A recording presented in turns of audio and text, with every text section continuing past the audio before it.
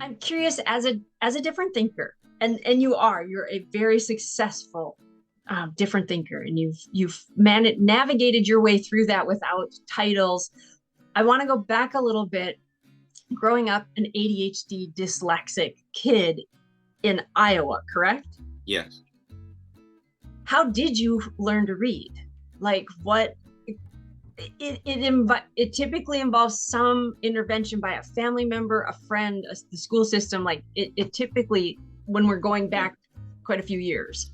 Stay right there. Don't go away. Yep.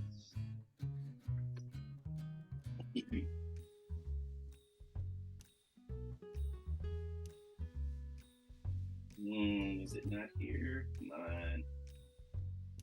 Well, it's not there. Oh. Because I'm ADHD and I never know where anything is. But anyway, there should be a book there on my shelf called Miss Little's Gift.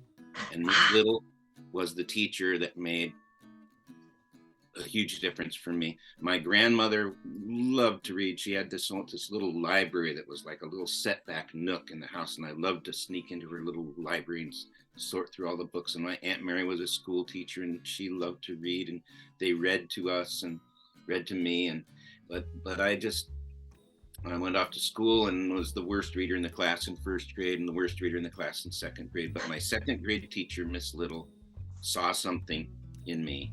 And I remember she asked my parents, would it be all right if I keep Douglas after school, like every day, to practice reading? And so, which was a horrible idea. I hated it. I hated school. I hated sitting in the desk. I hated being indoors. Wasn't even sure I liked Miss Little. But she, that's what she did. In those days, you know, we kids, we didn't ride school buses. We all walked to school. And so she would keep me after school for, I don't know, half an hour most days, just to give me that extra help reading. Now, did she? I don't think anybody knew about ADHD or dyslexia. I don't think so in the 1950s. No, it was really new. Yeah, so it wasn't that. It was just being patient and being encouraging and helping Douglas and putting a hand on his shoulder and saying, take your time, you can do it, and helping me sound words out, which I understand isn't the way to go anymore. There's other it's not the worst thing. It's not the worst. Yeah, they made a loop in education, just a little segue. They made a loop in education where they were attempting visual cue reading. Mm-hmm. So like there'd be a picture and then you should guess what the word is down below. Mm-hmm. They have definitely decided that is not science-based and not really good. So learning to sound it out actually is much above that one. That one came in pretty low. To be truthful, you know, it was a long time ago. I don't remember all the details. What I do remember is a wonderful teacher who had the patience and the interest in one particular student to take that time and make that huge, you know, it was like having Miss Little as my teacher and having Miss Little as my personal mentor.